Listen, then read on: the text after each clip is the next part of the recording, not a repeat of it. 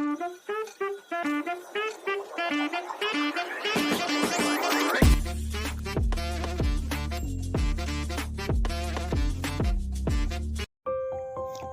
araw mga kahero. Isang umaga, aking nakita si kuya na hirap maglakad. Kaya siya'y aking sinundan upang kumustahin kung ano ang kanyang kalagayan.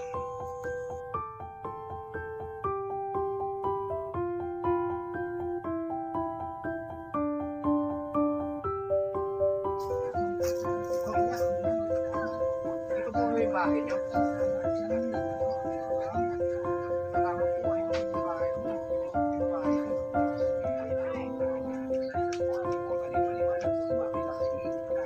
Saan na po kayo?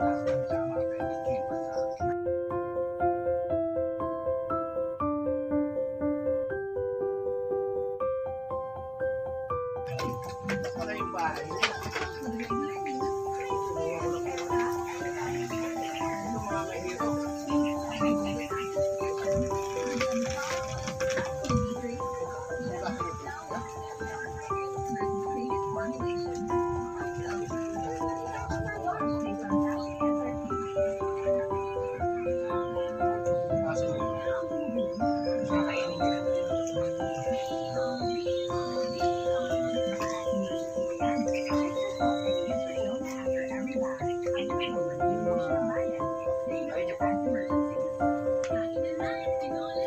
Kamusta po kayo?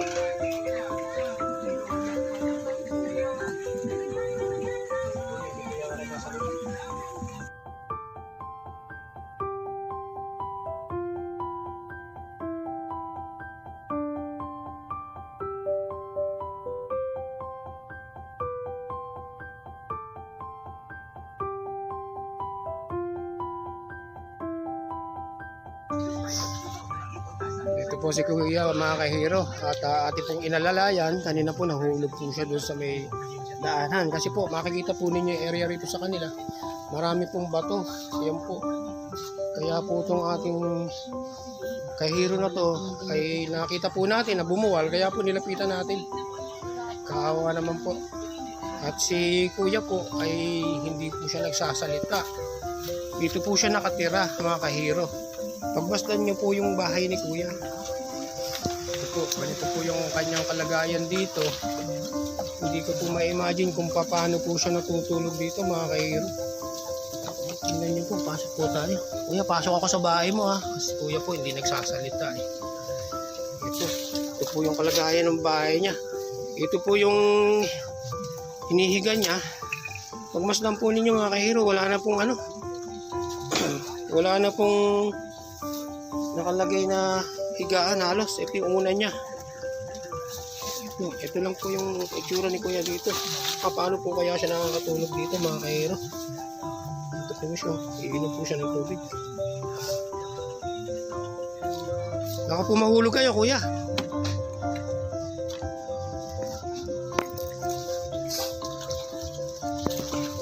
Ito po yung ginagawa ni Kuya.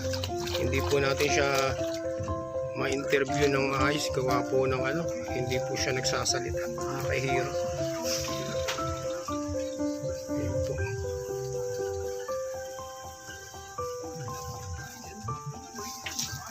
Ito po, awa-awa naman po ito si Kuya sa kanyang kalagayan dito sa bahay niya. Hindi po natin siya makausap kasi hindi po siya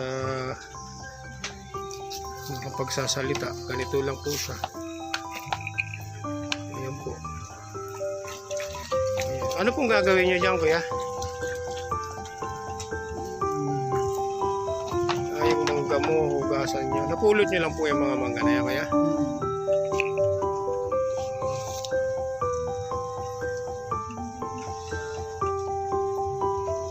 Ito po yung kakainin niyo po. Si Kuya kawawa naman. Kawawa naman to si Kuya.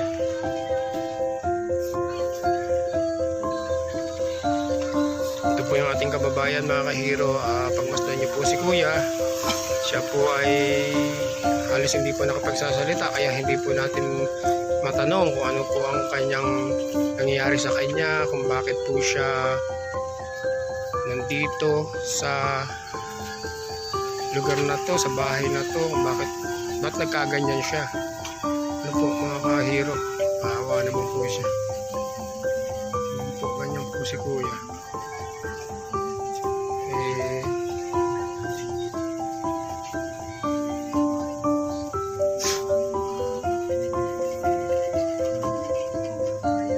Yan po,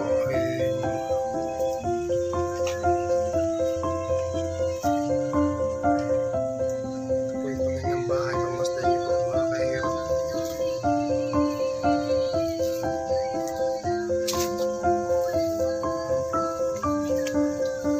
Yan po siya.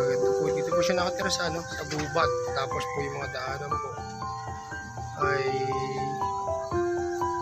hindi po maganda. Marami pong mga bato-bato. Yan po, yung dinadaanan ni kuya. Nabuwal po dyan kanina si kuya. Tinulungan ko lang po. Gandun po yan sa may baba. Tapos dito po yung bahay niya. Ito po yung bahay niya. Yan po siya. Hindi naman po natin siya makausap kung yan po siya. Ganyan lang po yung kalagayan niya rito. Maghapon po siyang ganyan. Ayun na po sa mga residente rito. Minsan po bumababa siya. Naglalakad-lakad sa labas. Ganyan lang po siya mga kahiro.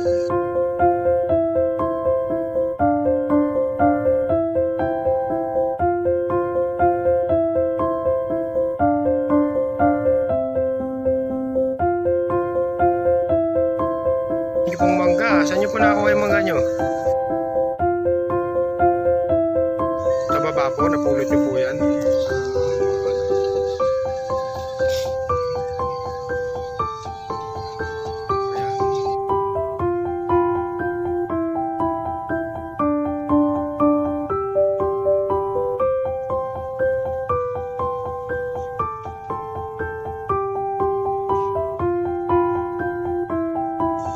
Baka po kayo kuya.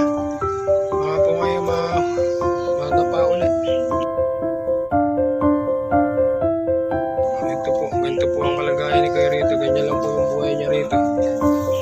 Yan po, yung bahay niya. Ngayon, alis na po si kuya.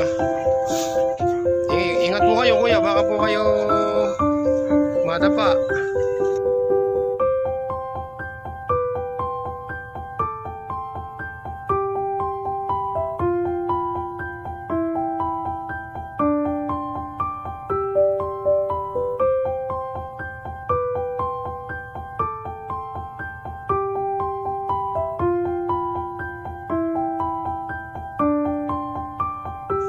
Kuya, saan po kayo pupunta?